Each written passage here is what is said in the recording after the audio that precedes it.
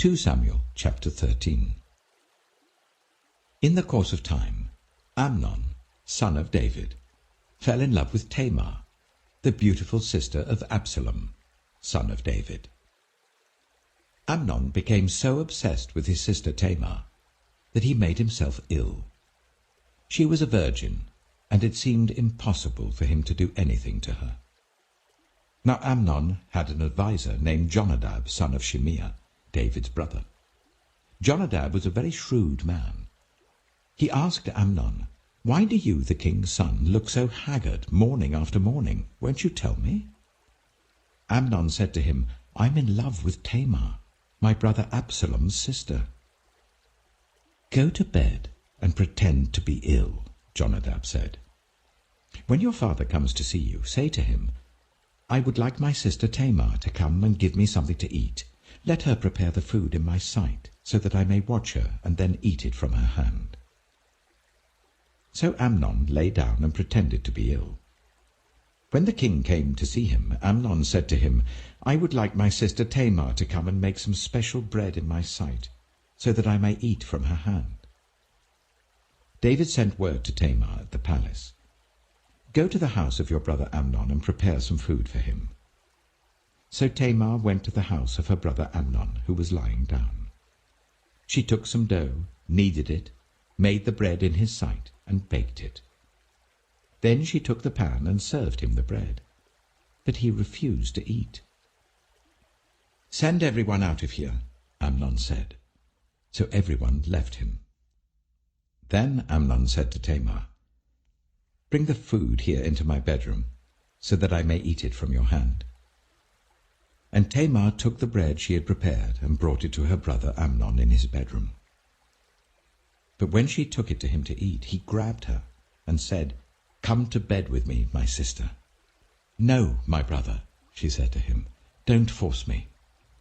Such a thing should not be done in Israel. Don't do this wicked thing. What about me? Where could I get rid of my disgrace? And what about you? You would be like one of the wicked fools in Israel. Please speak to the king. He will not keep me from being married to you." But he refused to listen to her, and since he was stronger than she, he raped her. Then Amnon hated her with intense hatred. In fact, he hated her more than he had loved her. Amnon said to her, "Get up and get out." "No," she said to him. "Sending me away would be a greater wrong than what you have already done to me." But he refused to listen to her. He called his personal servant and said, "Get this woman out of my sight and bolt the door after her." So his servant put her out and bolted the door after her. She was wearing an ornate robe, for this was the kind of garment the virgin daughters of the king wore. Tamar put ashes on her head and tore the ornate robe she was wearing. She put her hands on her head and went away, weeping aloud as she went. Her brother Absalom said to her, "Has that Amnon, your brother, been with you? Be quiet for now, my sister. He is your brother. Don't take this thing to heart." And Tamar lived in her brother Absalom's house, a desolate woman. When King David heard all this, he was furious. And Absalom never said a word to Amnon, either good or bad. He hated Amnon because he had disgraced his sister Tamar. 2 years later, when Absalom's sheep-shearers were at Baal-Hazor, near the border of Ephraim, he invited all the king's sons to come there. Absalom went to the king and said, "Your servant has had shearers come. Will the king and his attendants please join me?" "No, my son," the king replied. "All of us should not go. We would only be a burden to you." Although Absalom urged him, he still refused to go but gave him his blessing.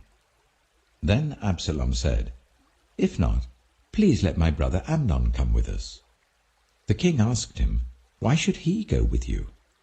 But Absalom urged him. So he sent with him Amnon and the rest of the king's sons. Absalom ordered his men, "Listen, when Amnon is in high spirits from drinking wine, and I say to you, 'Strike Amnon down,' then kill him Don't be afraid. Haven't I given you this order? Be strong and brave." So Absalom's men did to Amnon what Absalom had ordered.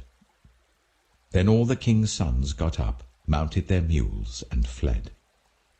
While they were on their way, the report came to David, "Absalom has struck down all the king's sons. Not one of them is left." The king stood up, tore his clothes, and lay down on the ground, and all his attendants stood by with their clothes torn. But Jonadab, son of Shimeah, David's brother, said, "My lord should not think that they killed all the princes. Only Amnon is dead." This has been Absalom's express intention ever since the day that Amnon raped his sister Tamar. My lord the king should not be concerned about the report that all the king's sons are dead. Only Amnon is dead. Meanwhile, Absalom had fled. Now the man standing watch looked up and saw many people on the road west of him coming down the side of the hill. The watchman went and told the king, "I see men in the direction of Horonaim on the side of the hill." Jonadab said to the king, "See, the king's sons have come. It has happened just as your servant said." As he finished speaking, the king's sons came in, wailing loudly. The king too, and all his attendants, wept very bitterly. Absalom fled and went to Talmai, son of Ammihud, the king of Geshur. But King David mourned many days for his son. After Absalom fled and went to Geshur, he stayed there for 3 years, and King David longed to go to Absalom, for he was consoled concerning Amnon's death. 2 Samuel chapter 14. Joab, son of Zeruiah, knew that the king's heart longed for Absalom. So Joab sent someone to Tekoa, and had a wise woman brought from there. He said to her, "Pretend you are in mourning. Dress in mourning clothes, and don't use any cosmetic lotions. Act like a woman who has spent many days grieving for the dead. Then go to the king and speak these words to him." And Joab put the words in her mouth. When the woman from Tekoa went to the king, she fell with her face to the ground to pay him honor, and she said, "Help me, your majesty." The king asked her, "What is troubling you?" She said, "I am a widow. My husband is dead. I, your servant, had 2 sons.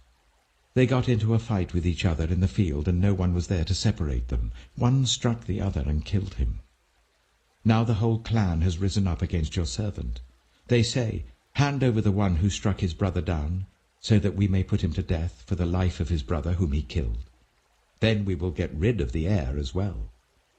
They would put out the only burning coal I have left, leaving my husband neither name nor descendant on the face of the earth."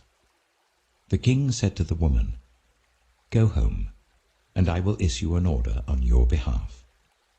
But the woman from Tekoa said to him, "Let my lord the king pardon me and my family, and let the king and his throne be without guilt."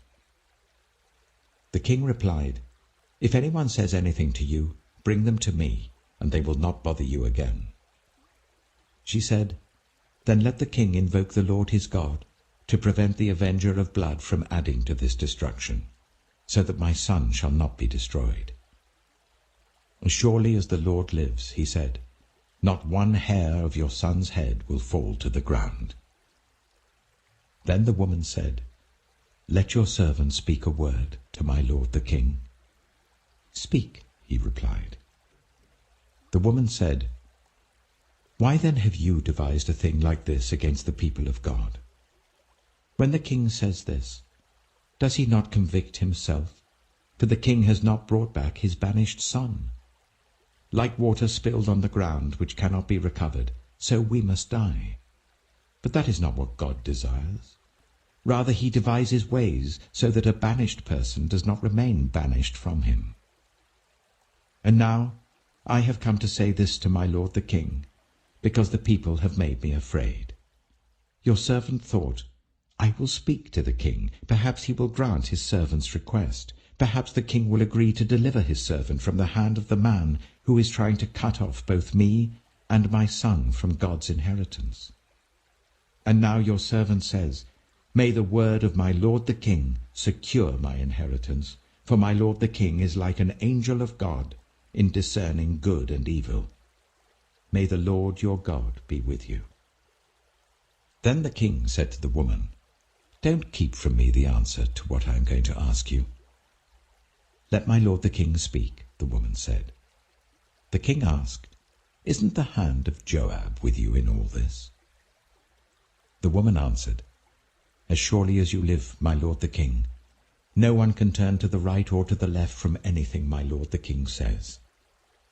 Yes, it was your servant Joab who instructed me to do this, and who put all these words into the mouth of your servant. Your servant Joab did this to change the present situation. My lord has wisdom like that of an angel of God. He knows everything that happens in the land." The king said to Joab, "Very well, I will do it. Go, bring back the young man Absalom." Joab fell with his face to the ground to pay him honor, and he blessed the king.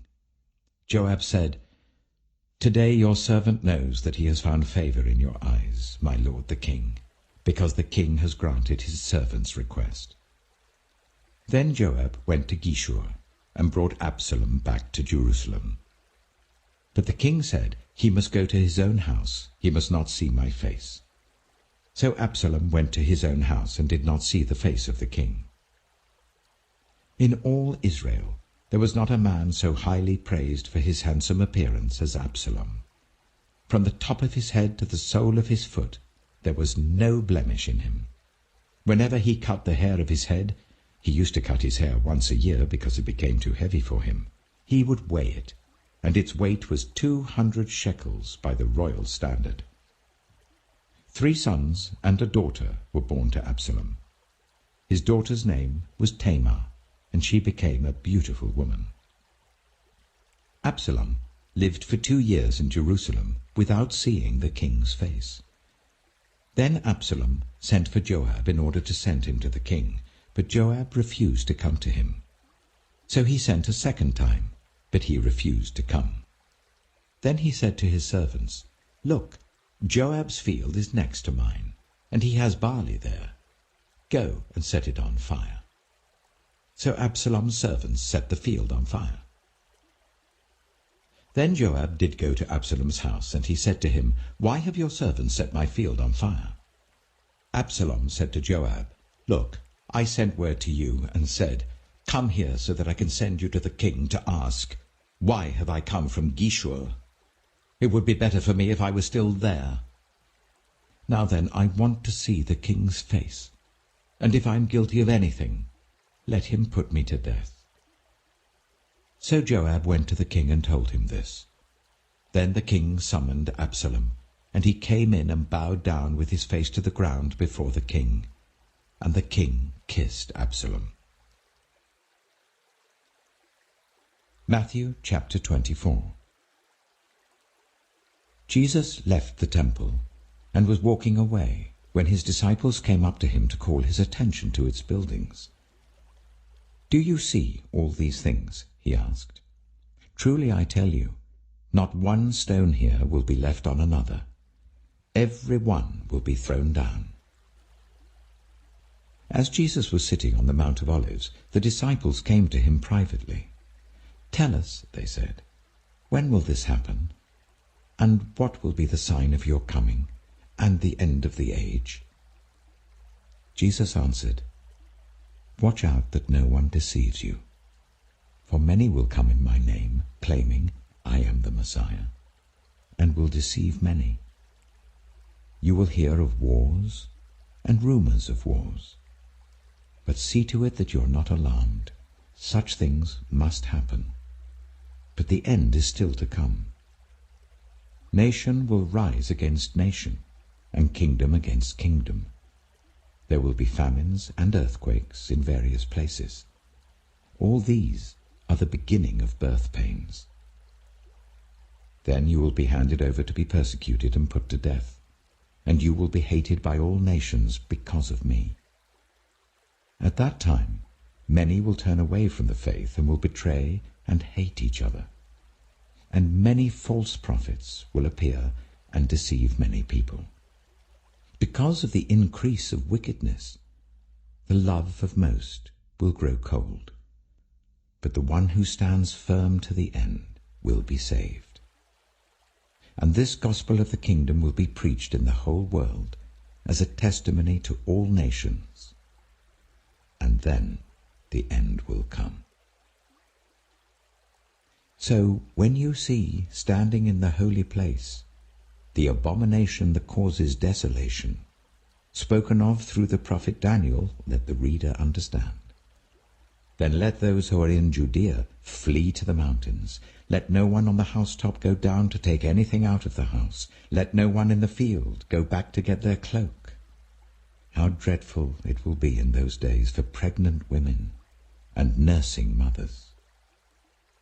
Pray that your flight will not take place in winter or on the Sabbath, for then there will be great distress, unequaled from the beginning of the world until now, and never to be equaled again.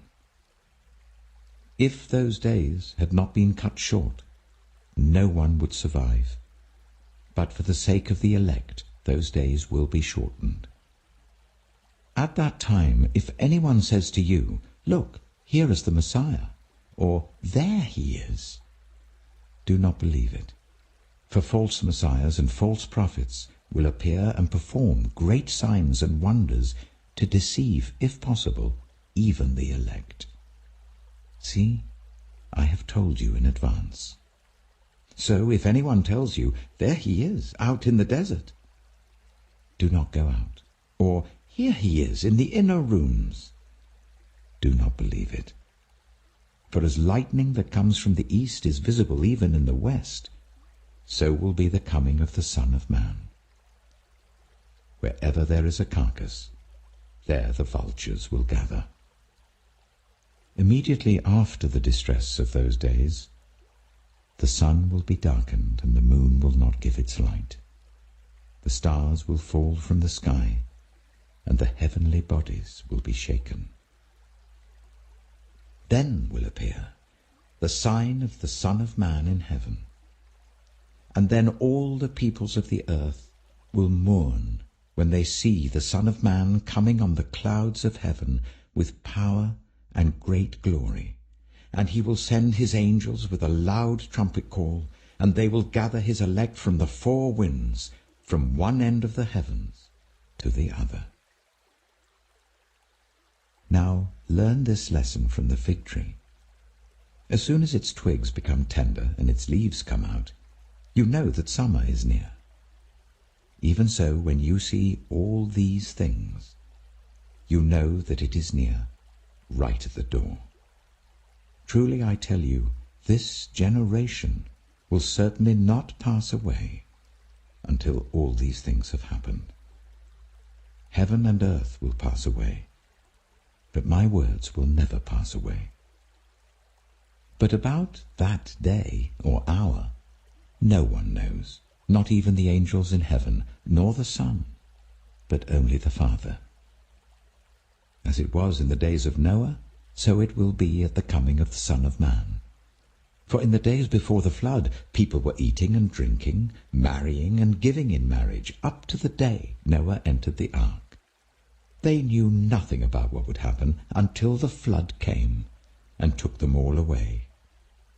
That is how it will be at the coming of the Son of Man. 2 men will be in the field. One will be taken and the other left. 2 women will be grinding with a handmill. One will be taken and the other left. Therefore, keep watch, because you do not know on what day your Lord will come. But understand this: if the owner of the house had known at what time of night the thief was coming, he would have kept watch and would not have let his house be broken into. So you also must be ready, because the Son of Man will come at an hour when you do not expect him.